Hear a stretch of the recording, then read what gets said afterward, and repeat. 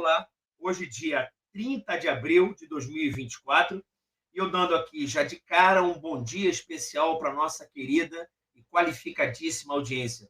Tá? Já de cara, falo para a nossa audiência fazer o triplo C, curtir, compartilhar e comentar todas as notícias que falaremos aqui, não é isso? E colocar no nosso chat aí o lugar que você está nos vendo, dentro do Brasil, região norte, nordeste, sul, sudeste, sudoeste, ou no exterior, evidentemente, não é isso? E dizendo aqui que a gente coloca aqui, novamente, quem pensar diferente, comenta aqui, faz pergunta, que a gente está de olho aqui no nosso chat, e quem sabe você participa aqui com a gente aqui, fazendo aquelas perguntas instigantes para a gente. De cara, no dia 30 de abril, chamo o meu amigo para adicionando aqui ao nosso palco de hoje, meu amigo Canuto. Bom dia, Alex Canuto. Bom dia especial para a nossa audiência. Bom dia, André. Bom dia a você que sempre acompanha o canal Todo o Poder Emana do Povo. E vamos lá. Vamos de cara aqui para a nossa primeira, e não é isso? A thumb aí do nosso jornal de hoje. Brasil, não é isso? Em ano de Olimpíada, vai ser uma questão interessante, que o Brasil é um grande recordista, realmente. Vamos ganhar medalha de ouro em muita coisa, não é isso? Salto de distância, natação, aquele negócio, aquele que o Brasil adora nas Olimpíadas. Mas, por enquanto, o Brasil é medalhista de ouro em casos de dengue no nosso país. O Brasil alcançou o registro de 4 milhões e 100 casos prováveis de dengue nesta segunda-feira. Segunda-feira passa ontem, né? 29 de abril. Foram 206.300 novos registros desde sexta-feira, data da última atualização do cenário da doença pelo Ministério da Saúde. Ao todo, 1.937 pessoas morreram por causa da doença neste ano. Passando a bola para o meu amigo Canuto, o seguinte, quase 2.000 pessoas morreram. Isso é um fato. Segundo fato, o Brasil já poderia ter comprado a vacina contra a dengue comprando do exterior. Isso é outro fato. Terceiro fato, o Ministério da Saúde falou que quer produzir aqui dentro do Brasil a nossa própria vacina contra a dengue. Fato. Quarto fato, as pessoas estão morrendo porque não tiveram vacinação. Eu entendo que quase 2.000 pessoas não é genocídio, que eu não quero acabar com uma raça, mas alguém deve ser responsabilizado por essas mortes em razão da negligência. Canuto, o que você acha disso? Bom, primeiro, né, André, eu acho o seguinte, genocídio não é tanto pelo número de pessoas, não é o número, não. É a atitude de tentar matar uma grande quantidade de pessoas, ou de conseguir matar, né? Seja por ação ou por omissão. Imagina se na época do Fique em Casa, o presidente Bolsonaro dissesse, não, vamos esperar a vacina brasileira. Não vamos comprar vacina do exterior, não, vamos esperar a brasileira. Ora, se ele fizesse, sem ter feito isso, ele já foi chamado de tudo quanto é coisa, pela extrema imprensa aí, a imprensa de esquerda, tudo, ele era o genocida, porque não comprou a vacina. Ele comprou a vacina. A vacina ficou pronta no exterior lá em dezembro, ele comprou e estava lá no posto de saúde, colocou para quem quisesse tomar, tá? Qualquer pessoa que quisesse tomar a vacina tinha lá. E ele era contra a obrigatoriedade da vacina. Toma quem quer, né? Mas a esquerda pensa diferente. A esquerda quer decidir em tudo, até na sua saúde. Querem mandar até não que você ingere no seu corpo contra o artigo 14 do Código Civil, que diz que ninguém será obrigado a fazer nenhum tratamento contrário à sua vontade. Agora, você vê uma crise, né? Vamos chamar também, não chega a ser uma pandemia de dengue, mas uma crise de dengue, né? O governo tem a pachorra de não comprar, de ver com essa história de que vai esperar a vacina. Primeiro, quem garante que a vacina nacional vai ser melhor ou igual à que já está disponível no mercado? Dessa vez não tem a desculpa de que foi feito em 3 meses, como que só em 3 meses de pesquisa produziram essa coisa aí para você tomar no braço, né? Dessa vez não tem essa desculpa. Esse medicamento aí está sendo produzido, pesquisado há muito tempo. Esse não tem, não vejo nenhum médico falando dos riscos, que eu não vou repetir as palavras aqui, senão cai a live, dos riscos que tinha outras picadas aí do passado, que em 4 meses fizeram a picada, 3, 4 meses está aqui, pronto, é obrigatório. Tinha riscos, né? Essa não tem, essa eu não vejo nenhum médico falando que tem risco. Então por que não comprou ainda essa vacina? Compra a vacina, e se ficar pronta a vacina brasileira depois, compra também. Aí A hora que ficar pronta, para de comprar do exterior e começa a comprar brasileira, se ela tiver a qualidade no mínimo igual. Né? A gente não sabe disso. E aí o Brasil vive isso aí, gente morrendo, né? E você não vê nenhum estardalhaço daqueles, da velha, da extrema imprensa, né? Que fazia estardalhaço contra o presidente Bolsonaro. Não, o estardalhaço que eles fazem, nenhum. O estardalhaço, o que ocupou o lugar do estardalhaço jornalístico agora é baleia, visita a embaixada da Hungria, joia, que mais? Todo esse tipo de coisa aí, né? Ocupa o espaço qualquer coisa para se atacar o presidente Bolsonaro. Ou seja, não existia uma pandemia, mas não houve negligência no passado, não houve genocida no passado, coisa nenhuma. Houve estardalhaço da mídia que está aí chorando porque secou a teta, mamãe, eu quero uma maca, cadê meu milho, cadê minha boquinha? No fundo, só era isso, não era nada contra o presidente Bolsonaro. Canuto, é até assim, interessante a gente pegar a nossa segunda notícia, que fica aquele comentário, olha só. Realmente as pessoas morreram de dengue. Realmente, caiu até uma questãozinha interessante. O indivíduo, ele queria acabar com uma tribo indígena. Olha que interessante. Ele queria acabar com a tribo indígena. O que ele fez? Ele, com a intenção de acabar com a tribo indígena, ele envenenou a água que os índios bebiam. E ao envenenar a água que os índios bebiam, não matou nenhum índio.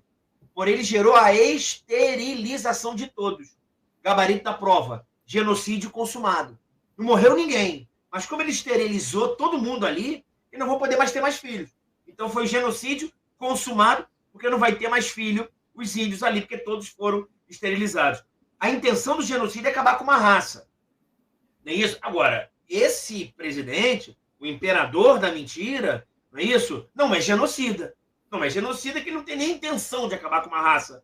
Mas entenda, o Ministério da Saúde fez uma opção de não comprar vacina de fora para produzir a vacina aqui, deixou a população sem vacina durante um período e 2.000 pessoas morreram. Isso é um fato, não há controvérsia. Tá?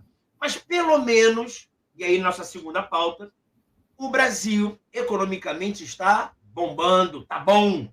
Pessoas morreram de dengue, mas a economia está maravilhosa. Eu falo para você o seguinte, Tribunal de Justiça de São Paulo aceita pedido de recuperação extrajudicial das Casas Bahia. Todas as empresas no Brasil estão quebrando. Tá à luz do dia. Mas está tudo bem, a economia está bombando. O TJ de São Paulo aprovou nessa segunda-feira o pedido de recuperação extrajudicial do Grupo das Casas Bahia. A decisão assinada pelo juiz, não é isso?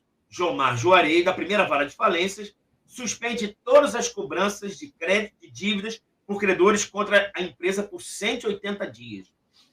3 pontozinhos antes de passar para o meu amigo Canuto, é o seguinte. O que é uma recuperação judicial? Para a gente entender. A recuperação judicial, que pode ser recuperação judicial ou extrajudicial, é uma coisa para evitar a falência.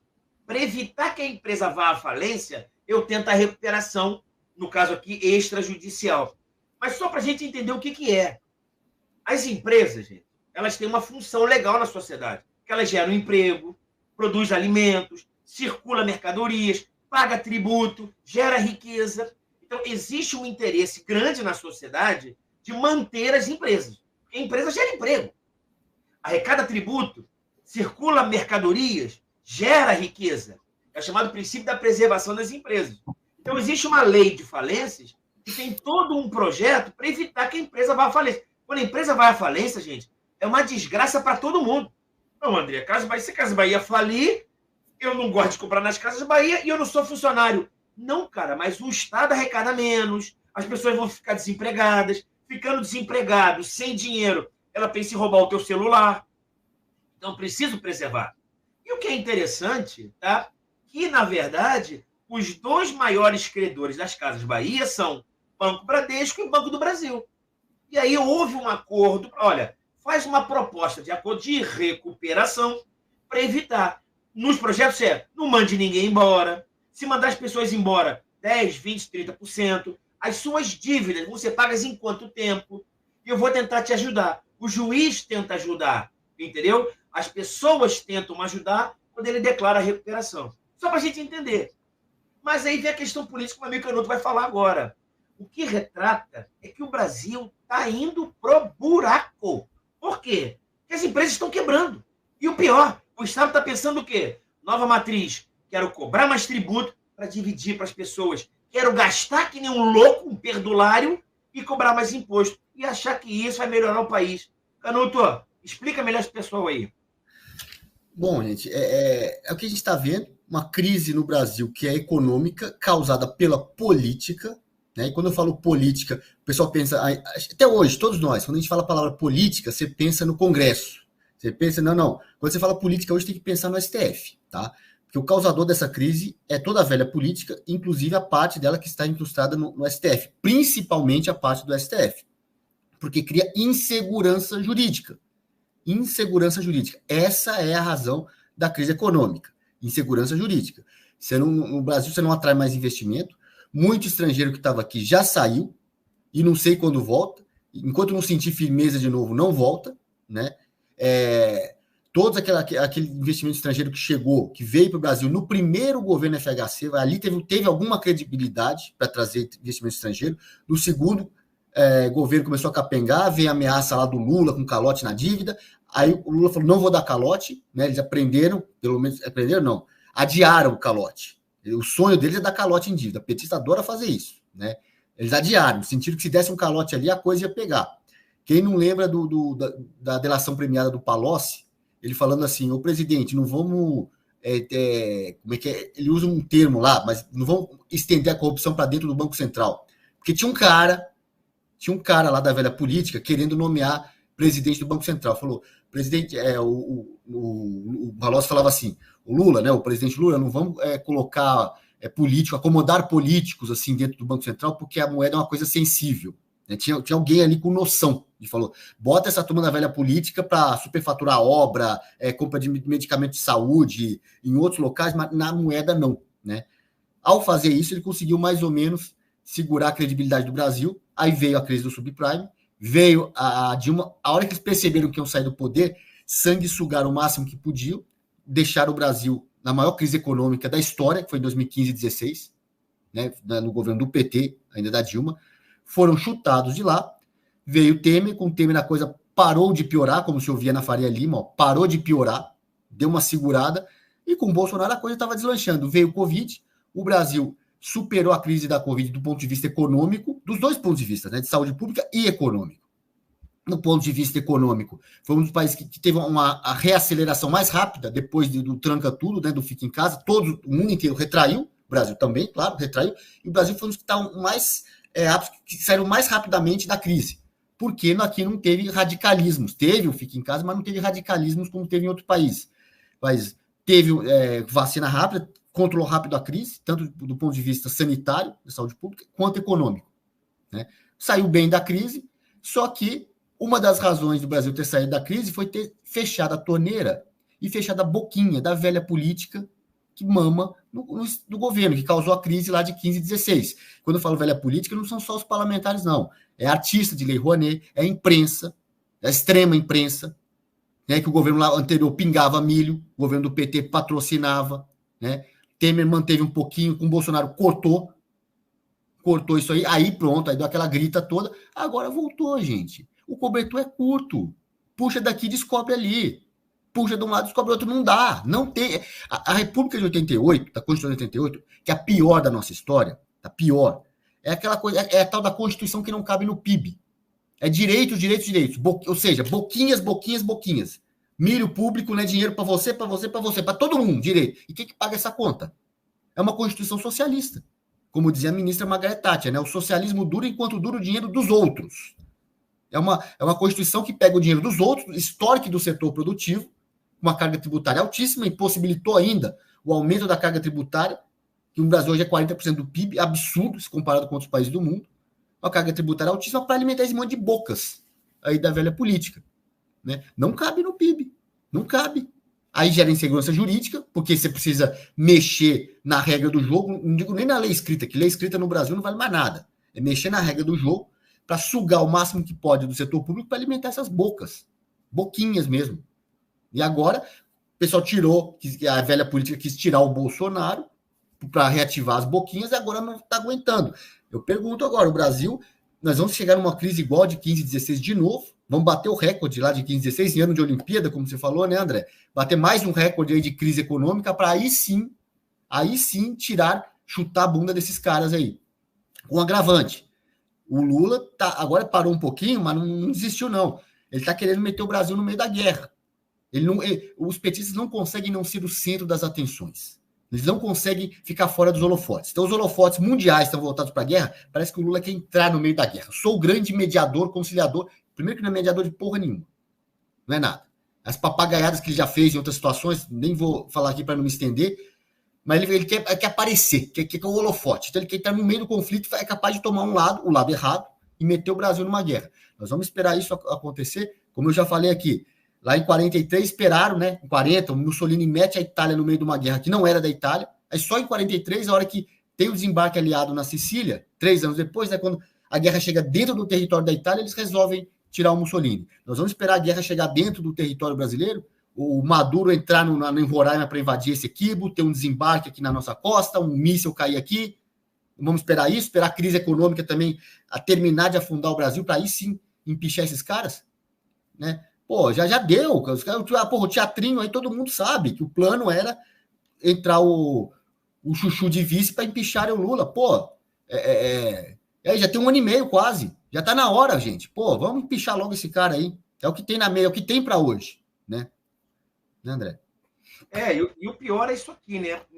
Num outro cenário que a gente está vendo aqui, olha essa notícia aqui. TSE multa Lula, meu Deus do céu, em 250 mil por propaganda negativa contra Bolsonaro. Aí você fala, que legal, olha só o que está falando. Por unanimidade, o Tribunal Superior Eleitoral multou o presidente, vocês sabem quem é, imperador da mentira, né? E a campanha dele por divulgar e impulsionar na internet da propaganda eleitoral negativa contra Jair Bolsonaro durante a campanha eleitoral de 2022. Olha o que ele coloca aqui na reportagem do Metrópolis. No vídeo publicado no YouTube, Bolsonaro é chamado de incompetente, mentiroso e desumano. O material ainda continha declarações de Bolsonaro sobre a criação de empregos, corrupção e a pandemia contra a Covid. Bom, contra a pandemia. A coligação pelo bem entrou nesse negócio ali, tal. Qual é o ponto aqui? Como é que a mídia ela distorce as coisas? Lula foi multado em 250 mil reais. Que legal, que bacana, não é isso? Pau que dá em Chico, dá em Francisco. Então, quando o presidente e todos esses deputados cometerem fake news, vai ser combatido. E com relação a uma esquerda, vai ser combatido. Não é isso? Quando alguém chama alguém de excrementíssimo, é punido. Quando outro é punido. Não, cara. Eles estão te enganando. Por que isso, André? Me explica melhor isso. A gente vai ver, a gente vai conversar agora, uma das nossas pautas é com o Jorge Seife. Tá? Eu quero que a nossa audiência entenda que durante o período eleitoral, a pessoa, nas eleições tem que estar todo mundo em paridade, não é isso? Todo mundo igual. Cada candidato tem que ter igualdade e o candidato e o eleitor escolhe o melhor. Igualdade. Quais são as coisas que geram desequilíbrio nisso? Quando eu abuso do meu poder político, o que é isso? Eu uso a máquina para me favorecer. Entendeu? Sou amigo de senador, senador me ajuda e gera um desequilíbrio. Canuto não conhece ninguém no poder público, eu conheço todo mundo, a máquina não pode ser utilizada para me beneficiar, senão nós estamos iguais. Mas o Canuto não conhece político, mas ele conhece a galera que tem grana. Então ele pede para os amiguinhos dele injetarem dinheiro na campanha. Abuso de poder econômico. Tem um terceiro que eles já estão metendo já. Tá? A gente vai ouvir muito isso aí. Abuso do poder religioso. Canuto não tem dinheiro. Canuto não tem a máquina pública. Mas o Canuto conhece todos os pastores, padres, pessoal do candomblé do Brasil. Aí ele usa isso para se prevalecer. E 4, captação de sufrágio. Compra de voto. O André não pede nada para ninguém, não. Ele tira dinheiro do bolso e fica comprando voto. Eu quero que a nossa audiência entenda, nessas 4 situações, 2 coisas podem acontecer. Sabe quais são as 2 coisas? Nobre audiência. A justiça pode dizer que é uma infração eleitoral e vou dar uma multa para ele. Multo e ele continua no cargo. Se for meu amigo, vou para a empresa e falo o seguinte, isso é uma infração eleitoral, que absurdo, tome-lhe uma multa. mas mantém o carguinho. Estão entendendo? De presidente, senador, deputado, vereador. Como o Canuto não é meu amigo, ele não cometeu infração eleitoral. Sabe o que ele cometeu? Abuso do poder. E com abuso de poder, sabe o que eu faço com ele? Caço o mandato dele e deixo ele inelegível por 8 anos. Para o amiguinho, dou-lhe uma multa. E digo mais, 250 mil não, tome 500 mil. Mas continue presidente da República. Não vai ser caçado, não. Tá entendendo? Inelegível nem pensar. E outro cara, só a cassação. Como esse cara, olha só, para nossa audiência entender, o imperador da mentira chamou ele daquilo tudo ali que eu falei para vocês e foi multado. O presidente da República, à época, Jair Messias Bolsonaro, conversou com embaixadores. Isso não é uma infração eleitoral. Foi no período eleitoral, mas não é infração eleitoral não para multar? Não. Você vai ser cassado, só não foi cassado porque não foi reeleito, mas como você não foi reeleito, você não pode sequer se candidatar nos próximos 8 anos. Vocês estão entendendo a diferença de multar e de caçar ou ficar inelegível? É esse o ponto. Aí a mídia vai dizendo agora o seguinte, Lula foi multado, não é imperador da mentira. Aí eu percebo claramente, como eu não sou otário, eu sei o que está na lei, eu vejo esses 2 pesos e 2 medidas. É o que eles vão fazer nessas eleições municipais, com certeza. Se o cara fizer campanha eleitoral fraudulenta, ele vai ser multado, mas vai continuar como sendo vereador. Se esse cara não for do meu viés político, ele vai ser cassado. Eu não vou nem querer saber da multa, vou apenas caçá-lo. É o que vão querer fazer nessas eleições. Eu estou cantando a pedra, estou falando aqui no jornal. Serão vereadores caçados por abuso de poder religioso. O cara vai poder nem ir na igreja, nem falar com ninguém. Abuso de poder político, abuso de poder econômico. Segue aí, Canuto. O que tu acha dessa loucura aí? Eu acho o seguinte, André. Olha só. Multaram em 250 mil reais o Lula, né? Eu procurei aqui na internet, eu não achei, porque tem um vídeo dele, eu lembro muito bem, na campanha, quando ele era candidato à reeleição em 2010, né? Não, ele não era candidato à reeleição, mentira, era a Dilma candidata, em 2010. Naquele tempo ainda não tinha, o YouTube estava começando, não tinha, era a velha imprensa, ainda mandava no debate público, a internet não era tão desenvolvida para pautar o debate público como é hoje. Então, acho que ninguém colocou esse vídeo na internet, eu vi na época na velha imprensa, né? Se não foi 2010, foi 2006. Ou era a campanha da reeleição do Lula, ou era a primeira eleição da Dilma. Porque o Lula era presidente, estava no cargo, usou o púlpito de presidente para fazer campanha. Acho que foi 2010, quase certeza isso. Ele fez campanha para Dilma no púlpito de presidente da República, usando toda a estrutura, aparelhamento total, né? Usou o púlpito. Aí ele foi multado em 5 mil reais na época. Coloca a inflação, seria 10 mil, 15 mil hoje, não mais do que isso, né? Quer dizer, uma multinha, não compara com 250 mil. Multinha lá, só que não foi nem o valor financeiro, foi a divulgação, que na época a velha imprensa, que eu sempre falo a extrema imprensa, que às vezes é muito mais tucana do que petista, é muito mais esquerda light do que esquerda radical, como o PT, divulgou, né? Olha lá, Lula multado por fazer campanha para Dilma. A divulgação pesou mais do que o valor da multa em si, né? Mas eu lembro do Lula, de novo, usando a posição de presidente da República, né? Bravo com o TSE, porque multou em 5 mil reais. Que absurdo. Quem que vai pagar essa multa? Eu pergunto, quem? Quem vai pagar essa multa? Eu olhei aquilo, assim, o escárnio do Lula de falar um negócio desse, de tipo, quem vai pagar essa multa? Escarnecendo. Quando ele disse isso no vídeo, quem vai pagar essa multa? Aí você compara, cara, os caras desviam tanto dinheiro do governo, né? É mensalão, é petrolão. Naquele tempo ainda estava começando o financiamento público de campanha, mas isso não influi muito, não. A gente sabe como é que entra o dinheiro nas campanhas, né? Eu, tipo assim, a campanha... Meu caro, o que o Lula estava dizendo, posso dizer aqui, claro, a leitura que se faz do Lula, da fala dele, quando ele diz, quem vai pagar essa multa? Quem vai pagar essa multa? É você, seu trouxa. Amigo, os caras, com toda essa corrupção, é mensalão, é petrolão, é BNDES, é todos esses anos do PT, eles tiram o dinheiro do governo, dinheiro público, e pagam a campanha. O que foi o mensalão? É para pagar dívida de campanha. Desviaram dinheiro público e distribuíram para deputados para, entre aspas, pagar dívida de campanha. Dinheiro público, meu amigo. Quando ele fala quem vai pagar essa multa, é você. A campanha custou 50 milhões. vai custar 50 milhões mais 5 mil. Então, eu tenho que tirar 50 milhões mais 5 mil dos cofres públicos para pagar. É isso, é o escárnio do Lula. Quem vai pagar é você. Então, quando ele fala 250 mil reais, quem vai pagar? Nós. São 250 mil a mais que eles vão ter que tirar do cofre público para pagar essa multa. É isso.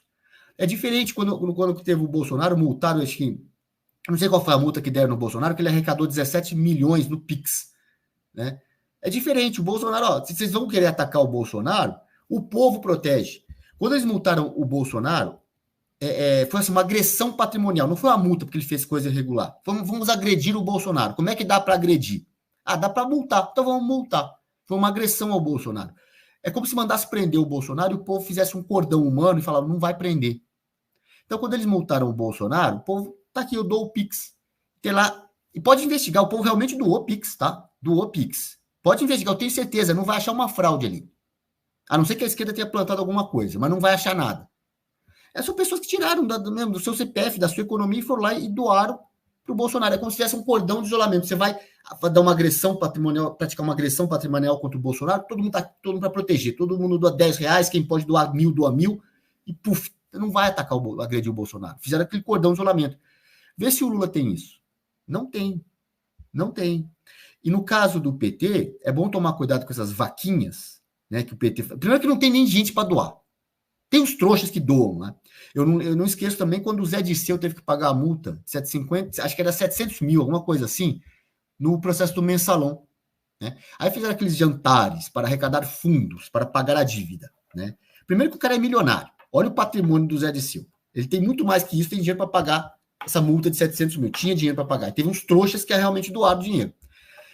Mas, gente, quando o PT faz vaquinha, ali sim tinha que investigar a procedência do dinheiro da vaquinha. Porque isso é uma grande oportunidade de lavar dinheiro. Como é que ele vai justificar que isso saiu do patrimônio dele, ou sei lá de onde saiu esse dinheiro da multa? Ah, fizemos vaquinha, o pessoal doou em dinheiro. Chegou aqui, cada um deu 100 reais em dinheiro vivo, arrecadamos 1 milhão. Se você tem dinheiro sujo, o dinheiro está limpo. Ah, foi o povo aí que veio. Ó, cada um veio, tá vendo esse monte de gente aí? Cada um deu 100 reais, 200 reais aqui, deu aqui, ó, 500 mil, 1 milhão e tal. Aí você lava o dinheiro. Justifica a entrada para pagar a multa, né? Então, cuidado, vaquinhas, óbvio que não interessa para a justiça hoje investigar muito, interessa acobertar o PT, não interessa investigar o PT, interessa inventar baleia, molestar a ação de baleia do Bolsonaro e proteger petista. Isso é o nosso sistema de justiça hoje. Essa multa de 250 mil, ela é inócua, é só para dar uma no cravo ou na ferradura. Sabe o juiz que tá, a gente sempre fala do apito amigo, né? O juiz que entra no jogo para ajudar um dos times e fica lá favorecendo, inventando pênalti, expulsando o jogador do outro time. Marca uma falta, marca uma falta contra, só para dizer que não marcou nenhuma faltinha, marca aí uma falta pro time que ele tá contra o time que ele está favorecendo. Então, marca uma multinha aí de 250 mil. Só faltou o Lula pegar de novo o microfone e falar: quem vai pagar essa multa? Quem? Nós, os trouxas, né? Nós que vamos pagar a multa dele. Vai, André. E o que é bacana, assim, a gente aumentando, né?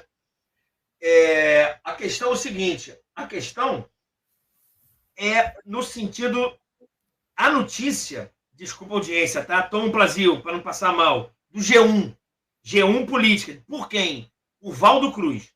Então, eu vou ler uma notícia e você vai entender por que eu estou falando isso. Valdo Cruz, G1, Globo News, Globo Lixo. Vamos ler isso aqui. Ala política do governo Lula teme derrota na votação do PS. Vou falar com vocês o que é isso. Após crise política piorar. O agravamento da crise entre os poderes nas últimas semanas levou a ala política do governo Lula a temer derrota nas próximas votações. Votação que começa isso hoje, terça-feira. Principalmente na do PS. Programa criado na pandemia para incentivar alguns setores de eventos e que o governo agora tenta reduzir. Vamos entender o que está acontecendo um pouquinho, que eu vou citar para vocês 1, 2, 3, 4, 5, 6, 7, 8, 9, 10, 11. 11 pautas, para a gente entender que está no Congresso com a boca aberta e um governo fraco. André, o que é PERSE? Tá? Para a gente ter uma ideia, PERSE é de setor de eventos. Setor de eventos na época da pandemia. Audiência que é qualificada? Quem é que mais sofreu na pandemia, que não podia trabalhar de jeito nenhum, que não podia se aglomerar? Setor de eventos. Evento, o cara se aglomera. Então, eu falo, pelo amor de Deus, senhor Jair Bolsonaro, nos ajude a criar um programa para a gente se recuperar. O Bolsonaro, tá ok, cara? E fez o PERSE, um programa emergencial, setor de eventos. Deu benefícios fiscais a essas pessoas. Paga menos. Mas não é só na pandemia, né? Depois da pandemia, eu estou meio quebrado. Eu preciso me recuperar para isso. Ok? O que o Império da Mentira falou? Chega. Mas, André, esse setor de eventos vai custar quanto para o governo? Mas não é o governo pagar, não. Olha só que coisa nojenta. Audiência, mais um Brasil. O PERSE não é quanto que o governo vai gastar. É quanto que o governo está deixando de arrecadar. 15 bilhões. Sabe o que ele falou? Não. Eu quero arrecadar do setor de eventos. Me dá esse troço aqui. Vou querer voltar a cobrar de vocês. Então não é para incentivar, é para voltar a cobrar 15 bilhões. Pô, não te dá nojo isso, não? Você não tem plasio, é viver com muito plasio. Mas, André, quais são as pautas que o governo está desesperado? Porque esse império só pensa em grana. Não está pensando em dengue, em dinheiro, em nada. Aliás, em dengue, na sociedade, nada. Está pensando em grana. Primeira pauta, PEC da emendas de bancada. É chamada emenda PIX. Quanto que eu vou ter que dar para vocês? Segundo, as emendas PIX vão ser relacionadas com dinheiro com plano de governo ou serão livres para você gastar, deputado, como você quiser? Saidinha temporária de vagabundo. Se o cara está preso no regime semiaberto, é preso, condenado, vagabundo. O imperador da mentira quer que ele saia. O PERSE, que seria a quarta pauta. Quinta pauta, lei orçamentária anual. Eu preciso aprovar minha lei orçamentária. Eu quero gastar. Congresso, me ajuda. O que mais? A desoneração dos municípios. Se lembra que nós conversamos ontem? Que está lá no Supremo Tribunal Federal, que o ministro Cristiano Zanin deu uma liminar para eu poder voltar a cobrar dos municípios. Entenda, audiência. É querer voltar a cobrar dos municípios, pô. O que mais? O quinquênio dos juízes. Juiz trabalhou bem, ganhou 1% a mais. Trabalhou mal, ganha 1% a mais. Está respondendo alguma coisa? A cada 5 anos, 5% de reajuste, independentemente de outros reajustes. É 5%, são 5% de a cada 5 anos. Que o Fernando Henrique Cardoso acabou e eles querem reviver. O que mais? Reajuste nos servidores públicos. Se todo mundo está tendo dinheiro, eu quero meu reajuste também. Não é isso? O senhor está fraco, o senhor é império da mentira, eu quero a minha grana. O que mais? Reforma tributária. Audiência, esse império está dizendo que vai dar isenção na cesta básica.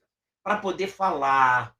Coisa linda. Estou dando isenção. 60% em hortaliças. 100% no arroz. Pobre comendo novamente. E tudo que fizer mal à saúde ou ao meio ambiente, ele pode tributar mais. O biscoito traquinas, o que você imaginar. Se não for arroz e feijão, eu vou cobrar mais. Mas ele vai chegar na sociedade, desse povo que é sofrido e muitas vezes é meio ignorante na sacanagem alheia, eles vão aumentar o tributo em todo o resto. Mas o arroz e feijão vai ser zerado. Não é isso? E nem só de arroz e feijão vive o homem. DPVAT, sabe aquele seguro quando você atropela alguém? Entendeu? Que não era para construção de rodovia, manutenção, acabou que tinha pessoas que desviavam isso, eles vão querer voltar a cobrar. E aí, o Congresso está falando o seguinte, meu amigão, aí para os dois lados, vou fazer uma PEC para criminalizar o movimento sem terra e vou fazer uma PEC para criminalizar o quê? O usuário de drogas. Vou te dar uma pancada na saidinha, nas drogas e no MST. Eu quero que a nossa audiência entenda que, independentemente do comentário político, o momento é esse. E o governo está olhando, o Valdo Cruz está falando, cara, isso vai dar M, sabe por quê? Porque o governo está fraco por quê? Porque aí vem a Globo falando, a inflação não aumentou, aliás, a inflação não aumentou tanto, mas o sentimento da sociedade é que a inflação aumentou. Isso é conversa fiada. O governo está gastando demais, o Banco Central o governo quer intervir no Banco Central e os preços estão subindo lamentavelmente. Só para fechar, Canuto, a inflação é imposto que só o mais pobre paga, porque o rico consegue fugir da inflação. Segue aí com essa maluquice aí, Canuto. É interessante, né, André, as análises lá as ginásticas retóricas, né, os contorcionismos da velha imprensa, do tipo, a inflação está assim, mas o sentimento do povo é outro. Você tem um número, tem um sentimento, suposto sentimento. Sentimento, quer dizer, número você já inventa e distorce. Imagina dizer que o sentimento é isso e aquilo, né? É por isso que a velha imprensa não tem credibilidade nenhuma. Esses caras estão indo pro buraco, estão bravinhos com a internet, porque a internet desmascara todo dia. E a gente faz isso com o maior prazer, né? Que desmascarar a velha imprensa, é o nosso esporte preferido, mostrar as contradições, as mentiras, as narrativas da velha imprensa. E dessa questão econômica é mais uma, né? Você citou aí muito bem, deu vários exemplos de como o Brasil está mal, só a coisa não degringolou totalmente porque tem o Banco Central segurando. Porque o Banco Central, durante o governo Bolsonaro, foi aprovado a independência do Banco Central. Então, o presidente do Banco Central agora é nomeado para um mandato fixo de 4 anos. Ele pega os 2 últimos anos do presidente que o nomeia e mais os 2 anos do presidente seguinte. Então, ele fica esses 4 anos. Ou seja, até o final desse ano, tem lá o Roberto Campos Neto, nomeado pelo Bolsonaro, que está segurando. É ele que está segurando minimamente a moeda ali, a inflação, que está segurando a economia, apesar do déficit. No fiscal, o Brasil está mal, mas na questão cambial, o Brasil ainda está lá, o dólar a R$5, sobe um pouquinho, cai, às vezes quando sobe o Banco Central tenta segurar, tentando vamos dizer, minimizar, anestesiar as atrapalhadas da equipe econômica do governo, cujo ministro da Economia é o senhor Haddad. O cara foi o péssimo prefeito de São Paulo, pior prefeito de São Paulo já teve, pior ministro da Educação que o Brasil já teve, aí vai lá para nomeado ministro da Economia. Agora acho que ele vai tentar se superar também, né, ganhar o hat-trick aí, ser também o pior ministro da Economia da história do Brasil. O ministro responsável pela quebradeira que se avizinha esse ano. Será que ele vai ganhar do Guido Mantega? Acho que ele, depois de atrapalhar do Mantega, parece que ele quer, o Haddad quer superar isso aí. E agora vivemos essa situação que você vê algumas empresas fechando, né? Citei no comentário anterior, vários empresas estrangeiras foram embora. O gringo chega aqui, olha, eu não vou ficar no Brasil, não tem ambiente de negócios, com a insegurança jurídica que tem aqui, não tem ambiente de negócios, vai embora. Empresas brasileiras não aguentam também. Isso aí, olha, não dá. Já, a carga tributária já é alta. O governo quer aumentar mais ainda e não tem segurança jurídica para nada. Você faz um negócio, a regra é essa, quando de repente a regra não é mais aquela. Né? A regra do Brasil é o seguinte: você está jogando basquete. Eu vi alguém do mercado falando isso, não vou conseguir lembrar a pessoa para dar o crédito aqui, me perdoe, né? Mas você está jogando basquete. Né? De repente, o juiz apita, mudou a regra, agora é futebol. Você está com a bola na mão, é pênalti. É assim que é o ambiente de negócio no Brasil. E para tudo, né? No criminal, na política, é assim. De repente, você está aqui falando, exercendo o seu direito previsto na Constituição de livre opinião, um deputado, um parlamentar, exercendo a sua liberdade, a sua imunidade para opiniões, palavras e votos, de repente o juiz apita, não, opa, não, tá pênalti. Peraí, mas a regra diz que eu podia. Não, agora a regra mudou, não pode mais. Agora o novo entendimento, a nova jurisprudência diz que não pode mais. Peraí, mas tá bom, daqui para frente, não, o para trás também entra na conta. Todo mundo responde pelo para trás. É assim no Brasil. É assim essa loucura. Ninguém aguenta, as pessoas na hora que vão saindo, aí é efeito dominó. Começa a sair, o mercado vai no efeito dominó e agora está vendo aí as Casas Bahia pedindo recuperação judicial. Parece que cada 15 dias, uma vez por mês, é uma grande empresa, né, que faz isso. Mês passado foi a Gol. Antes foi a Americanas. Antes foi não sei, você vai contando, né, as empresas, as que pedem recuperação judicial e as que saem do Brasil. Né? Foi a Ford, no final do ano passado, acho que a Ford fechou as portas no Brasil. Ou está dizendo que vai fechar, ou fechou uma parte da produção. Agora não lembro também o dado exato. Mas está desse jeito. Então, assim, até quando nós vamos ficar? O governo atual não vai tirar o Brasil da crise. Não vai tirar. Não adianta. Pacto. Ele pega 2, 3 figurões aí do mercado, do PIB paulista, da Faria Lima. Agora é o pacto pelo crescimento. Não vai. Tentaram isso no primeiro ano da Dilma, em 2015. Ela não tinha legitimidade. Foi aquela eleição lá, vamos dizer que ela virou em cima da hora na reeleição dela, suspeita, ela não tinha legitimidade para estar no cargo. O impeachment começou a ser trabalhado no dia seguinte que ela foi declarada eleita. E agora é uma situação um pouquinho diferente, mas também o Lula não tem essa legitimidade para estar aí. Enquanto ele estiver lá, a crise só vai aprofundar. Os petistas sabem que eles não vão ficar muito tempo, sabem disso e estão sanguessugando o máximo que podem. Estão tirando do governo e quebrando o país de novo. De novo. E o Centrão fica naquela, não, eles prometeram que a semana que vem vão pagar as emendas. Aí depois, não, ficou de novo para a semana que vem vão liberar as emendas. E vão dar o carguinho prometido e tal. E aí fica nisso, meu amigo. Fica nisso e vai. Vota impeachment logo. O Chuchu, ele pelo menos cumpre o que promete. Ele vai liberar as emendas de vocês. Né? É o que tem para hoje. Não é a situação ideal que a gente queria no Brasil, mas é o que tem para hoje. Vamos esperar agora mais uma empresa indo para recuperação judicial. Mês que vem vai ter outra. Ou vai quebrar, ou vai pedir recuperação judicial, ou vai sair do Brasil. Pode escrever, daqui a 15 dias, um mês, vai ter outra grande empresa fazendo isso. Nós vamos esperar até quando? Até quando para tomar uma atitude? Vai, André. E o que é interessante também aqui, duas razões, inclusive a nossa pauta de agora. Primeiro, agradecer ao Sérgio Cardoso, não é isso? Está sempre aqui no nosso chat, está sempre aqui nos acompanhando, sempre mandando o superchat. Quem puder mandar, ajuda, evidentemente. Né? E eu gosto muito disso, eu gosto muito desse questionamento, e é a nossa pauta. Olha o que fala o Sérgio Cardoso, Canuto. Doutores, o centro, entre aspas mesmo, porque ele sabe que esse centro não é muito centro, não. Gostei desse aspas. O centro político não acorda por desconhecimento ou má fé.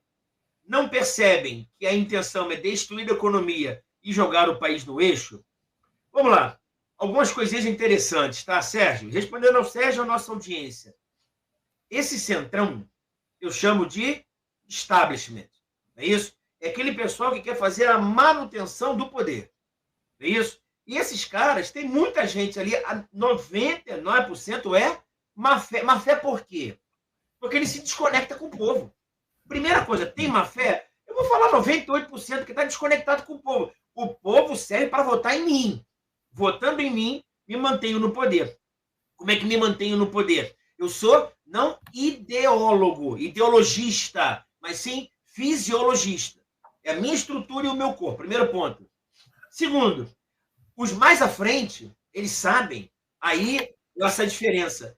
Tem cara do centrão fisiológico que não entende que esse eixo do globalismo está entrando no Brasil. E eles são instrumentos para isso. Essa isenção, ela serve para a entrada dessa maluquice que é esse globalismo. Não é maluquice, não. O globalismo é uma estruturação de comportamentos, manipulação de comportamentos na esfera global, aqui dentro. E aonde que eles atuam? Muito nisso. Na nossa pauta agora, Ricardo Salles propondo a PEC antidrogas. E quando a gente fala antidrogas, eu já jogo para o meu amigo Canuto também, 3 letrinhas, ou 4, MST ou MTST. Olha o que diz aqui, ó. Salles avalia endurecer pena para o usuário. Relator da PEC 45 de 2023, que criminaliza qualquer tipo de posse ou porte de drogas na Câmara, o deputado Ricardo Salles, do PL de São Paulo, avalia incluir no texto uma pena de prisão aos usuários de droga ilícita no Brasil. Não tem sentido dizer que é crime e excluir totalmente pena de prisão para o usuário, disse o parlamentar à revista Oeste. Talvez estabelecer cumprimento de pena de usuário em instituição penal agrícola. Mas ele já pensou, inclusive, botar o pessoal na região agrícola, não é isso? Também. E ele tem uma outra PEC, que meu amigo Canuto pode também falar sobre isso, a PEC para criminalizar, desculpe, em algumas hipóteses, criminalizar, em outras hipóteses, impedir que a pessoa faça concurso público, que a pessoa receba verba pública, as pessoas que deliberadamente invadem propriedade alheia no movimento sem terra. O movimento sem terra é um movimento ao qual você apoia, sem invadir terra, tem todo o meu apoio na proteção das pessoas vulneráveis. Invadiu a terra alheia, tem que fazer o quê? Bala na bunda, criminalização e o projeto não recebe verba pública, não pode fazer concurso público. A mesma coisa que, por exemplo, aqui no Rio de Janeiro, tem um projeto na Alerj, aqui no Rio de Janeiro, todos os cariocas que participaram do dia 8 de janeiro, aquele ato e tal, não pode sequer fazer concurso público ou contratar com o poder público. Eu acho que pau que dá em Chico tem que dar em Francisco. Isso é projeto na casa da Alerj, aqui no meu estado, Rio de Janeiro. Participou do dia 8 de janeiro? Foi condenado? Você aí, isto, não é isso? Golpista, fascista, antidemocratista, isso, não faz concurso e não recebe verba pública. Eu também acho, Se você concorda com isso, quem invade terra não recebe, não faz concurso público e tal. E agora, com relação ao usuário de drogas, no sentido do cara ser criminalizado. Porque hoje, Canuto, só para a gente fechar, o STJ já falou, o usuário de drogas já tem o chamado desencarceramento, não fica no cárcere. Já houve a despenalização, não tem pena. Eles estão querendo a descriminalização. Sequer crime será. Eu não concordo com isso. Não é aquilo que eu tenho como correto, mas eu respeito quem pensa diferente. Canuto, qual é a tua opinião sobre essa nossa pauta dos costumes? Ô, gente, vamos lá. Como é que é a cabeça desse pessoal? Você dá o dedo, eles querem a mão. Você dá a mão, que é o braço, dá o braço, que é tudo. Começou com desencarceramento. O coitado só fumou um baseadinho, tem que estar na cadeia junto com um traficante pesado, aí vai piorar. Vai sair da cadeia pior do que entrou. Qual a solução? Não sai. Não sai da cadeia, né? Faz cadeia separada, então. Ou não sai ou faz cadeia separada. Agora, deixar de prender? Começou com deixar de prender, passou com deixar não, qual que você falou, André? Despenalização, deixar de ter pena, agora deixar de ter crime. Despenalização pelo seguinte, às vezes ele não tem a pena, né? Ter o crime, mas não tem a pena, né? Mas agora é o seguinte, é uma hipocrisia falar que o tráfico é proibido e o consumo não. Você vai comprar do traficante, cara. O usuário é uma vítima. Oi? Vítima? Alguém te obrigou? Não, foi porque quis. Usou porque quis. Ninguém, a não ser que eu quero dizer. Aliás, tanto que a embriaguez ou você ficar na situação de droga, o consumo de droga forçado, isso não é crime. Alguém te segurou, injetou droga em você, não, aí você não é culpado de nada. Mas não é isso, a pessoa vai lá voluntariamente e procura, vai comprar droga. Então, assim, essa história é um besterol falar que o usuário não tem que ser punido. Eu lembro quando eu estava lá em Lisboa, lá em Portugal, teve uma dessa de vamos descriminalizar o uso. Se você descriminaliza o uso, a pessoa só pode andar com pequena quantidade para o seu próprio consumo. Aí não é em tese crime. Lá no centro de Lisboa, toda hora, assim, mais de 15 vezes me oferecendo droga ali. Isso tem 10 anos atrás. Toda hora alguém vinha falar uma coisa que não dava nem para entender direito, ele estava oferecendo droga, com um punhadinho na mão. Porque se ele for pego, não, esse punhadinho é pro meu uso. Ele oferecia isso aí, ele não pode oferecer, aí é tráfico.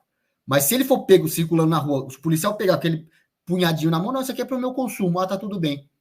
Então ele ia lá e oferecia. O traficante usava da condição de usuário, se passava por usuário para oferecer droga. E tá lá oferecendo para todo mundo. A droga, a quantidade grande estava guardada em algum lugar bem escondido ali e ele só andava na rua com um pouquinho se fingindo de usuário. Ou seja, é para facilitar a vida do traficante. O sonho da esquerda é legalizar o tráfico. Então começou com isso aí, vamos desencarcerar o usuário, vamos despenalizar, agora descriminalizar o usuário. Daqui a pouco começa com encarcerar o traficante também. Mas o outro quis comprar, o outro estava agindo legalmente quando ele quis comprar, ele vendeu porque vai deixar preso. Né? É a mesma coisa isso aí. Lembra que você falou em pauta de costumes? O Olavo falava, começa com esse negócio de ideologia de gênero para criança, o objetivo é legalizar a pedofilia. Eles querem chegar lá. Legalizar, e mais do que legalizar, glamourizar a ideologia de gênero, o sex lib e a pedofilia. Isso tem que ser o modelo, tem que ser o bonito. O feio é você ter uma família heteronormativa. Isso é o feio. Para eles, para a esquerda, o termo heteronormativo é depreciativo. Não, é um termo bonito. É legal ser heteronormativo. Feio é ser um esquerdista. Não existe coisa mais babaca, ridícula e cafona do que ser um esquerdista com tudo. Com ideologia de gênero, com pedofilia, com sex lib, com legalização de drogas, desarmamento. Essa coisa mais ridícula e babaca é você ser a favor dessas pautas hoje em dia. Mas para eles querem glamourizar isso. Né? E aí vem agora a questão das drogas, né? O deputado Salles corretamente querendo apertar a pena contra o usuário, porque vários países do mundo que legalizaram, que abrandaram, agora estão voltando atrás, criaram aquele monte de zumbi, criaram-se várias cracolândias aí pelo mundo. No Brasil tem que pegar pesado, inclusive com a cracolândia que tem, tá? Esse negócio de não tem o que fazer. Tem sim, porrete resolve aquilo. Porrete resolve. É assim que se faz com quem descumpre a lei. É porrete mesmo. E aí, na hora de enrijecer penas, né? Você fala, o pessoal do 8 de janeiro não pode prestar um concurso público ou contratar com o setor público, né? Eu sempre defendo aqui nos concursos públicos o teste de droga, tá? Hoje, os únicos concursos que tem são os da polícia. Na Polícia Federal eu sei que tem exame de droga, na Polícia Federal. Deve ter também nas polícias civis, mas aí é cada estado, eu não conheço todos os editais, mas eu já vi o edital da Polícia Federal, lá tem teste de droga. Por que não colocar esse teste de droga em todos os editais de concurso público? O cidadão bate o umbigo no balcão de uma repartição pública, ele não é obrigado a lidar ali com um funcionário que é drogado, que é usuário de droga. Você não sabe se aquele dia ele está sóbrio ou está usando droga. Você não é obrigado a fazer isso. Tem que ter exame toxicológico nos concursos públicos. Nas eleições, candidatos, pode ser até os eleitos, não precisa nem ser de todos, talvez os eleitos tem que passar no teste de droga. Não passou? Aí sim, você caça a candidatura e chama o próximo da lista, aí o segundo mais votado, o próximo mais votado. Por que não exame de drogas nos deputados, nos vereadores, nos prefeitos, governadores e tal? Ali tinha que ter teste de droga. O cidadão é obrigado a saber que o representante eleito ali é drogado. Mas não, é claro que parte do Congresso não vai querer votar contra os seus próprios interesses. Parte do Judiciário não vai julgar contra os seus próprios interesses. Imagina no Judiciário também, a maior parte dos membros do Judiciário chegam lá para o concurso público. Mas mesmo os nomeados, que tal o exame periódico em todas as autoridades públicas, exame periódico de drogas, no STF, tá? Em todos os servidores públicos concursados, eu não teria medo nenhum de fazer exame. Eu posso fazer de 6 em 6 meses, salvo engano, né? Que acho que é 180 dias, que é o máximo que o exame pega. É só pegar um pedaço de cabelo lá, você testa, dá para saber se a pessoa usou droga ou não. Hoje em dia já existe também para motoristas. O sujeito que tira CNH, tipo C, D e E, tem que fazer exame de droga para ter a carteira nesses textos. A CNH tipo A é para pilotar moto. A tipo B é para pilotar carro comum. C é ônibus, basicamente, né? A D é veículo biarticulado. Aquele é quando você tem um veículo mais complexo que o ônibus. E o D e o E é carga perigosa. O C, D e E, você tem que fazer, para ter a carteira nesses níveis, você tem que ter um exame periódico de drogas a cada 180 dias. Por que para você ser parlamentar, para pilotar o país, não precisa de exame de droga? Tem que ter exame de droga geral nisso aí, cara. Geral. Faz o exame de droga no pessoal aí, não custa nada. Corta um pedacinho de cabelo aí e faz o exame. Né? Isso sim seria algo que o Brasil daria um salto qualitativo enorme com isso. Né? Então, acho que tem que caminhar por isso aí. No mínimo tem que ser pautado, né? Projeto de lei tem que ter nesse sentido. Dificilmente hoje em dia seria aprovado. Provavelmente o judiciário ia dizer que é inconstitucional, né? O PT, PSOL, esses caras iam entrar com uma ação de constitucionalidade e o STF ia julgar inconstitucional, provavelmente, mas não importa, você já marca a posição. Mesmo assim, eu acho que caberia a aprovação de algo nesse sentido, na questão das drogas. E é assim que se trata isso, bicho. Eu lembro que, há um tempo atrás, nos Estados Unidos, eu não sei como está hoje, quando eu estudei lá, eu lembro que tinha várias empresas, eu lembro que eu vi nas propostas de emprego, as empresas aplicavam teste de droga nos seus funcionários. Algumas não aceitavam nem álcool, nem sequer álcool. Hoje está esculhambado nos Estados Unidos, eu não sei como que está. Mas empresas faziam isso. Empresas podem fazer isso se quiser. Talvez no Brasil elas não façam por insegurança jurídica. Tem medo. Eu vou aplicar nos meus funcionários, o cara entra com uma ação trabalhista e ganha.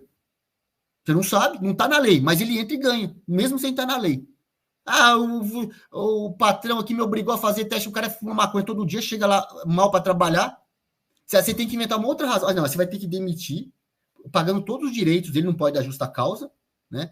Ou então você vai ter que achar uma outra razão para demitir um cara desse.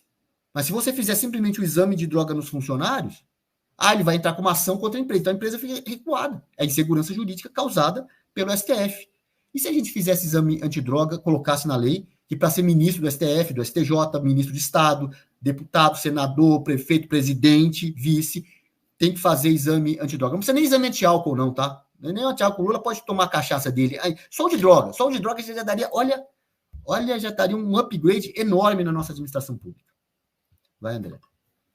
É interessante, assim, para a nossa audiência entender que essas pautas, ela tem uma estrutura. É bacana a gente entender a estrutura.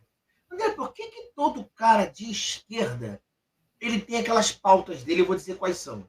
Sabe para quê, audiência? Que eu preciso enfraquecer a sociedade. Quem é de direita, ele quer liberdade. Quem é de esquerda, entre aspas, quer igualdade. Só que quanto mais liberdade o indivíduo tiver, mais forte ele é. Entenderam, audiência? Então eu preciso enfraquecer o indivíduo para fortalecer o Estado, para que o Estado pregue a igualdade entre as pessoas. Entenderam? Só que não é essa a ideia. Isso tem forças, inclusive, de fora, nos costumes nossos. Como assim, André? Vamos pensar, audiência. Por que a esquerda adora o movimento sem terra? Por que eles apoiam isso? Porque ele precisa enfraquecer algo que dê liberdade, que é a propriedade privada. Eu preciso tomar a sua propriedade privada. Aí você não vê o Haddad falando que ele quer aumentar o imposto de transmissão causa morte, herança. Ele quer aumentar. Para quê? Que uma pessoa trabalhou a vida inteira. Então, o André vai trabalhar que nem um corno a vida inteira, tem 2 filhos. O dia que ele morrer, ele quer passar todo o trabalho que ele teve, que nem um corno, e dar para os filhos, para que os filhos possam ter uma vida melhor. Não, eles querem pegar 40% disso para o Estado, para enfraquecer essas pessoas. Por isso que o Movimento Sem Terra é isso, porque ele enfraquece a propriedade lá do agronegócio. Mas por que eles são contra o agronegócio? Porque o agronegócio gera riqueza para as pessoas. E gerando riqueza, ele tendo dinheiro na conta bancária, ele depende menos do Estado. Entendeu? Dinheiro em conta, eu não preciso do Estado. É simples assim. Por isso que o Bolsa Família eles querem aumentar, Bolsa Educação, tudo isso. E eu tenho que mexer na educação. Para quê? Para manter o indivíduo na ignorância. E eu mantendo ele na ignorância, dando um auxílio para ele de R$600, ele vota comigo. É para entender. Não, mas eu preciso destruir a sociedade. Então, todo mundo tem que proteger os índios e aumentando as reservas indígenas. Por quê? Porque eles têm que ficar lá isolados. Eu não concordo com isso. Eu acho que eles têm que ser o quê? Eles têm que ser assimilados pela tecnologia que nós conseguimos.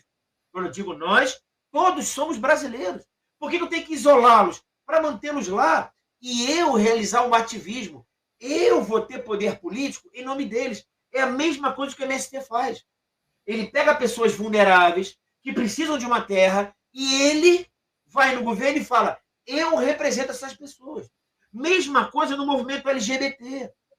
André, você é contra ou a favor ao homossexual? É óbvio que eu não tenho nada contra. O que eu odeio são esses movimentos LGBT, porque eles pregam o quê? Eles pregam a raiva entre as pessoas, uma briga que não existe. Eu, André Queiroz, não tenho nenhum tipo de preconceito contra a orientação sexual dele. Nada.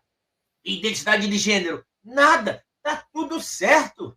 É a opção dele. Se eu prego a liberdade, ele tem que ser livre para ser hétero, homo, trans, bi. Mas eles querem colocar que eu sou um cara com problemas. Eu sou homofóbico. Mesma coisa, raça. Se eu pegar um indivíduo negro, André, o que você acha do negro? Eu acho sensacional. O negro, o azul, o amarelo e o lilás. Meu amigo Canuto, por exemplo, é um pouco rosa. Tá tudo certo. Canuto gostar do rosa, tá tudo bem. Tá entendendo? Agora, querem pegar... Eu sou azul, André. Hoje eu tô azul por causa da câmera que eu não consegui regular aqui. Hoje eu tô rosa, eu sou azul. Smurf, como já disseram no comentário. Mas eles querem pregar isso. Tá entendendo? Ah, como o André não gosta do rosa e o Canuto gosta, os dois têm que brigar. Não tô nem aí para isso. Entendeu? Aí ele coloca o quê? O machismo. Coloca homens contra mulheres. Todo patriarcado. Olha que desgraça isso. Dizer que o Brasil tem um machismo estrutural. Pô, mas que loucura. Eu amo as mulheres, pô. Respeito as mulheres. Por que eu sou machista em desconstrução? Tá errado isso. O que mais? Proteção do meio ambiente. A proteção do meio ambiente, essa pauta ambiental, é para conter o nosso desenvolvimento de infraestrutura. O que mais? Droga. Gente, eu quero que vocês entendam que essa pauta a favor das drogas é para destruir a família. Olha que bacana isso. Como assim, André, família? Amanhã, se a droga for legalizada no Brasil, eu, André Queiroz, pai de 2 meninos, Rafael e Guilherme, eu vou perder um argumento contra eles. Eu não vou ter mais argumento. Filho, não fuma maconha, não? Ô, pai, como é que eu não vou fumar maconha se está legalizado? Ué, você não é advogado, não? Não tem que respeitar a lei, não? Agora é permitido. Eu vou falar o quê para ele? Vou dar uma bufeta. E o pior, eu não vou poder dar uma bufeta, não. Sabe por que eu não vou poder dar uma bufeta? Porque querem criminalizar qualquer agressão física aos filhos. Não estou dizendo que deve. Acho que agressão, jamais. Mas ele está tirando o meu poder de dizer que droga é ilegal. Estou colocando na cabeça dele que fumar maconha é o mó barato.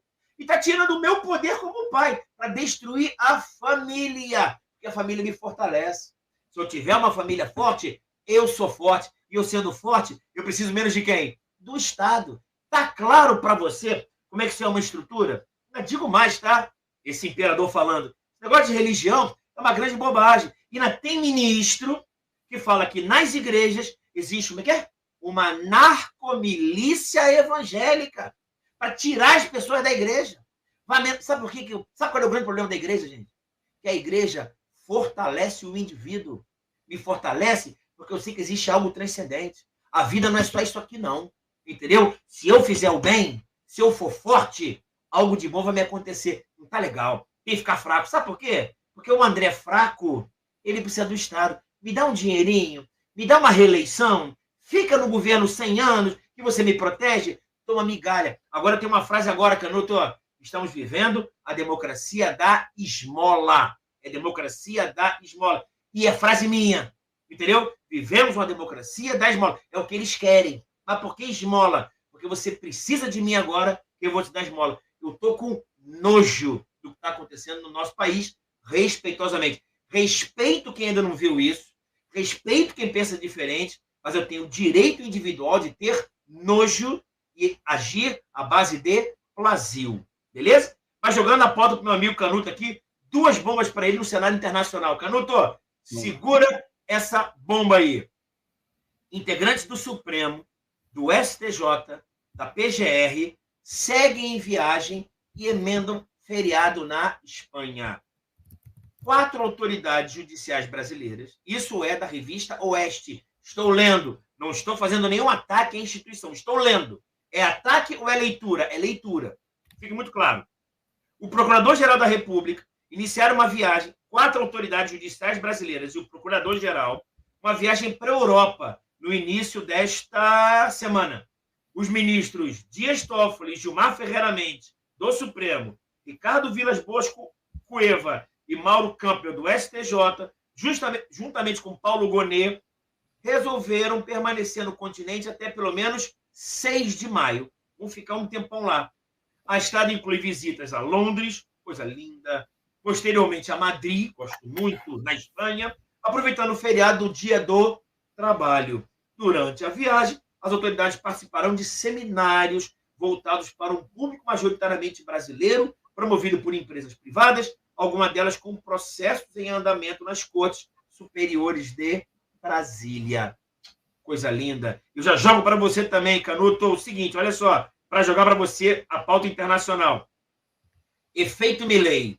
Em 4 meses, risco Argentina cai 40%. Jogo rápido para passar para você.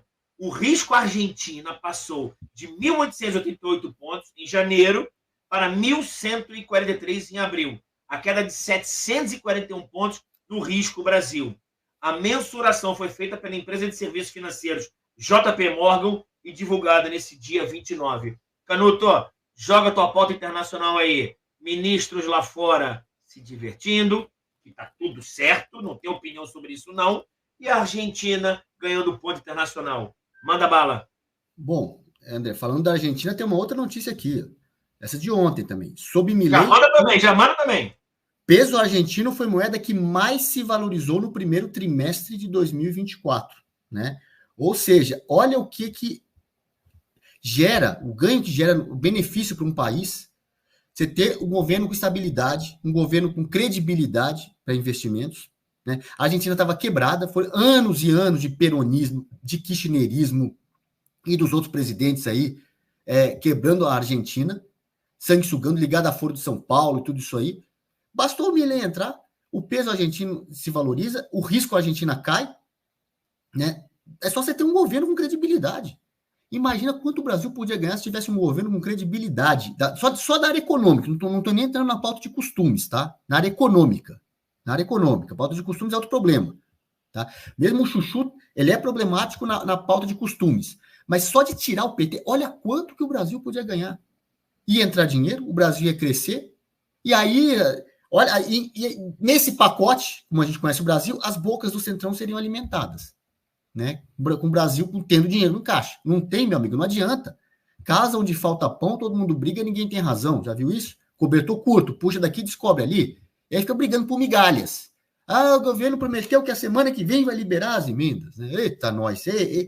Parece assim, é Jeca Tatu mesmo. É a mentalidade de Jeca Tatu no nosso centrão, que é a maioria do Congresso Nacional, é o centrão. Não é a extrema esquerda, não são os conservadores, é o centrão que vamos dizer assim, que depende dele. Tudo passa pelo centrão para você, por exemplo, empichar um presidente ou aprovar até coisas importantes para o país. Aí você vê o Brasil caminhando aí para o precipício de novo, para uma nova quebradeira, e ministros curtindo no exterior, né? Você vai dizer com dinheiro público, em parte, né? Vamos explicar isso aqui, né? Deixar muito claro. Pode ser que tenha uma ONG pagando, às vezes é um outro governo pagando, não sei, mas eles vão lá recebendo salário, né? Pelos dias que estão no exterior, estendem essas viagens. Você falou dos ministros, isso não são só eles, tá? Isso é comum, isso não é uma exceção, é comum. De todos os galhos, né, de todas as árvores de Nárnia, de todos os galhos, cada um vai com a viagem na medida do tamanho do seu galho, da altura do seu galho na árvore. Né? Tem uns que vão até as 5 estrelas, outros vão até o mais discreto um pouquinho, mas essas emendadas, isso é coisa mais comum, isso acontecer no exterior, no Brasil. Esses congressos, né? Vamos discutir as novas tendências do processo civil, as novas tendências jurisprudenciais da Suprema Corte do Brasil em direito comparado, blá, blá, blá, qualquer tema desse, e vai lá. É sempre num local aprazível, assim, sempre numa praia. Quando é no Brasil, geralmente, ou é Florianópolis, ou é Fortaleza, ou é Natal, sempre num resort aí nas praias da Bahia, no Rio de Janeiro, sempre assim um lugar, aí você pega o final de semana, você tem um dia assim, de discussão e 3 de descanso. Isso é comum acontecer. Dinheiro público, às vezes dinheiro público, às vezes não. Às vezes é um setor privado interessado em alguma coisa do judiciário ali. Vai aquele monte de juiz discutir projeto de proposta de novas tendências de blá, blá, blá, com tudo pago, aquele regabofe, né? Tudo pago. Isso acontece direto, é frequente isso acontecer. E não é punido, é normal. Não, simplesmente a empresa apoiou para haver discussões. Claro, não há não há como fazer uma correlação de julgados a favor daquele setor com o fato de ter ajudado a custear o regabofe. Não existe. É esse discursinho. Mas acontece no judiciário muito, um pouquinho no executivo e no legislativo, mas principalmente no judiciário. Né? Tradicionalmente, o judiciário era o poder que ficava mais longe dos holofotes, então essas coisas não apareciam. Hoje, na atual ditadura brasileira, o judiciário é o poder que mais está nos holofotes, até mais do que os outros dois. Né? Deveria ser o mais discreto, mas é o que mais está nos holofotes, porque é o que mais manda, né? Tudo passa por lá. Com a judicialização da política, a instância decisória acaba sendo o judiciário, e não mais o Congresso Nacional, por exemplo, na hora de fazer leis. Agora, inclusive, estão querendo votar no Congresso, o Arthur Lira essa semana estava falando, de restringir a ação direta de inconstitucionalidade. Porque você junta 400 parlamentares, de 513, uma maioria esmagadora, vota-se uma coisa, aí um descontente, geralmente ele é PSOL, PT, PV, Rede, em geral um desses aí, da extrema esquerda. Entra com o Madin, foi essa agora da questão da desoneração lá dos municípios, né? Da folha de pagamento dos municípios. Aí vai lá, entra com o Madin, cai na mão do ministro Zanin, ex-advogado do Lula, ele vai salta liminar contra a decisão soberana do Congresso Nacional. Esse caso da desoneração. Desonerar é constitucional, está de acordo com a Constituição, e não desonerar também está de acordo com a Constituição. As duas estão de acordo com a Constituição. Isso é aquilo que chama no juridiquês de decisão discricionária. O Congresso tem a discricionariedade, o poder de decidir se onera ou se desonera. As duas estão dentro da Constituição. Mas o Zanin politicamente decide que não é para desonerar, e vai lá e acha qualquer... Eu nem vi a decisão, mas não importa muito. Não importa. Sabe assim, agora as escolas de direito vão querer pegar a decisão do Zanin para discutir as novas tendências do processo. É a nova sem vergonhice da política. Ele decidiu petistamente, não juridicamente, mas petistamente o que fazer, e aí depois acha qualquer artigo na lei para justificar. Quando não acha na lei brasileira, pega artigo de lei do exterior, direito estrangeiro, por analogia, o direito estrangeiro que não tem validade no Brasil, eles usa doutrina que é qualquer professor escreve um livrinho de qualquer coisa, segundo a doutrina do professor tal, peraí, mas a lei diz outra coisa. Não, mas a doutrina, ou então é o princípio da democracia, o princípio da igualdade, peraí, mas a lei está dizendo outra coisa. Ele vai lá e atropela a lei com todo esse rolando lero, essa narrativa, esse contorcionismo jurídico, né? Vai lá e pronto, e decide que não pode desonerar a folha de pagamento. É assim que é feito. É assim que é feito, não tem aplicação de justiça. Tem a politicagem de toga. É isso que temos no Brasil de hoje. E aí causa insegurança jurídica, você causa essa distorção, causa a ditadura que vivemos hoje. As instâncias de poder legitimamente eleitas pelo povo, vamos dizer, o seu Congresso, que representa proporcionalmente o povo, apesar de problemas com distorção de proporcionalidade, com o TSE influenciando, caça-mandato de um deputado de um partido mais conservador, para liberar a vaga ocupada por um petista, né? Já tem esse problema no Congresso. Os problemas do Executivo eu nem vou levantar aqui, né? Que todo mundo já sabe. Não existe contagem pública de votos no Brasil, mas, enfim, são as instâncias que, teoricamente, teriam sido as eleitas aqui no Brasil. Essas instâncias são esvaziadas em nome de um poder judiciário que não tem legitimidade e não tem respaldo na lei para fazer as coisas que está fazendo, né?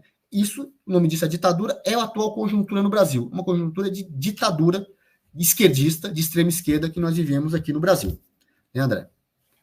É isso aí, a gente encerra nosso jornal, mas eu vou falar, dar um exemplo, que é um exemplo, para a nossa audiência ficar muito clara, na época, procurador do Estado, o senhor Luiz Roberto Barroso, numa palestra na Escola da Magistratura do Estado do Rio de Janeiro, ele deu o seguinte exemplo: o ministro hoje do Supremo, Luiz Roberto Barroso, ministro Supremo, na época, procurador do Estado do Rio de Janeiro, olha o exemplo que ele deu.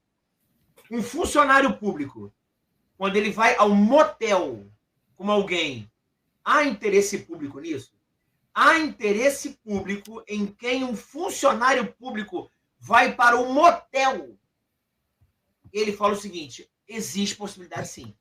Por exemplo, se esse funcionário público ele for o presidente de uma comissão de licitação, por exemplo, ele levou para um motel uma mulher ou um homem, leva quem quiser, que é dono de uma empresa que participa de licitações, há interesse público sim em saber por que ele está levando no motel.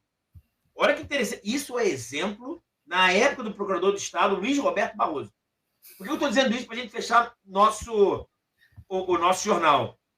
Se ministros do Supremo, se ministros do STJ, se o Procurador-Geral da República ele está indo para a Europa, e se for patrocinado com dinheiro privado, o brasileiro tem o dever e o direito de questionar quem está pagando e se há algum interesse que não seja republicano nesse financiamento.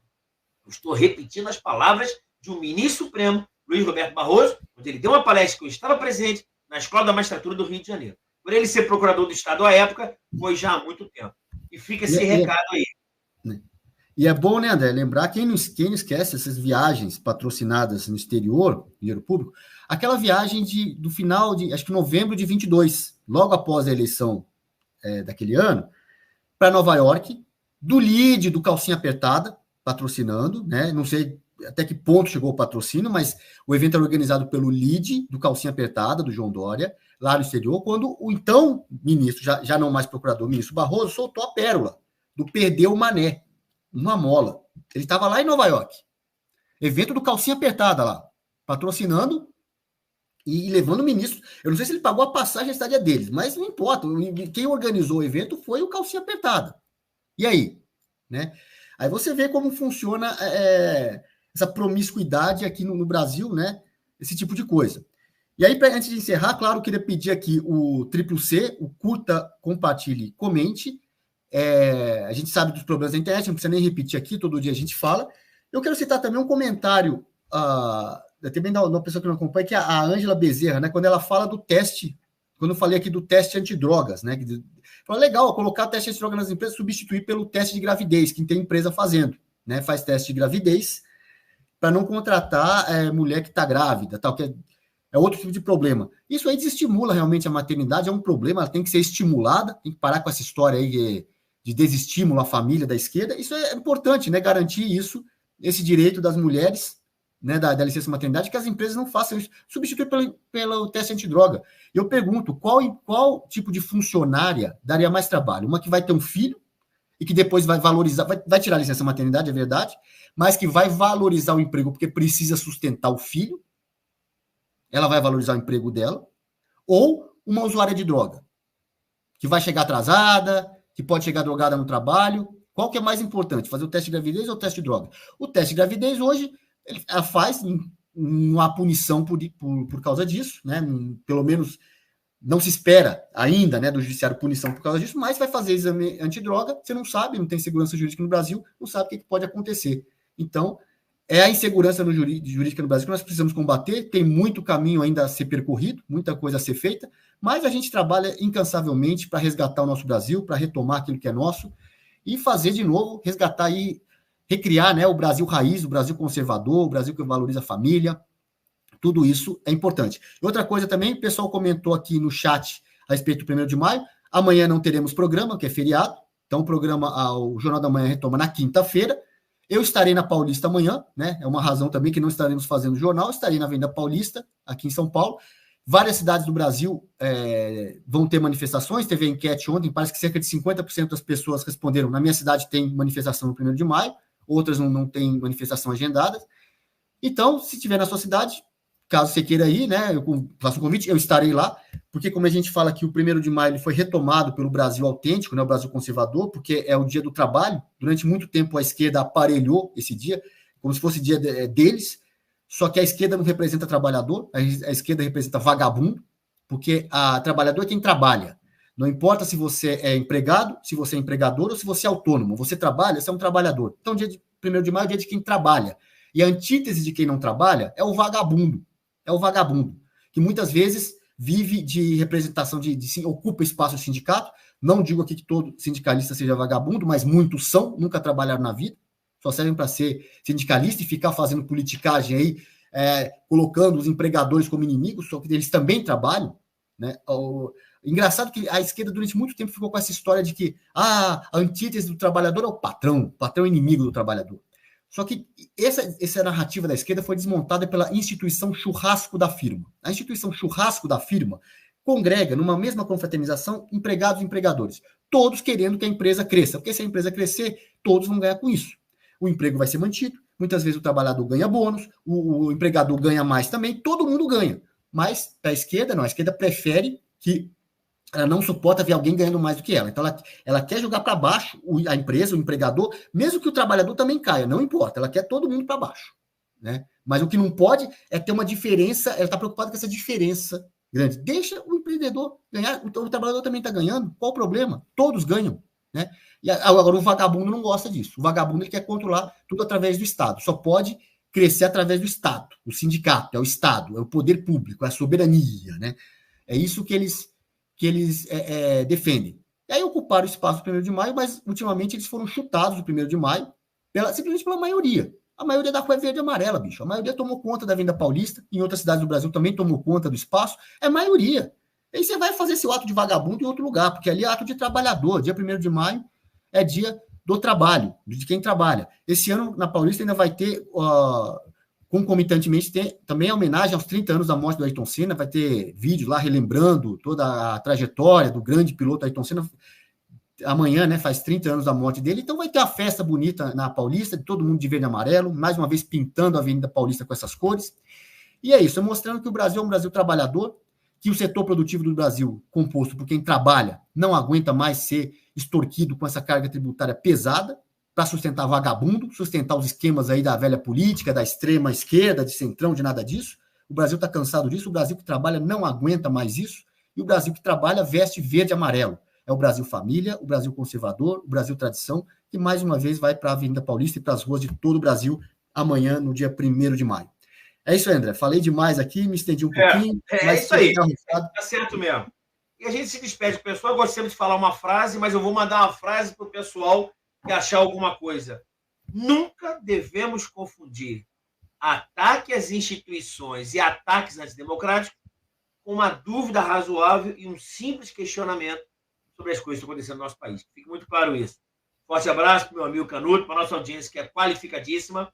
Até quinta-feira, haja vista que amanhã é feriado, dia do trabalhador, e nós somos trabalhadores, queremos mudar o país. Abraço, pessoal. Tudo de bom. Espera aí, deixa eu botar a marca aqui, para senão eu vou acabar me enrolando.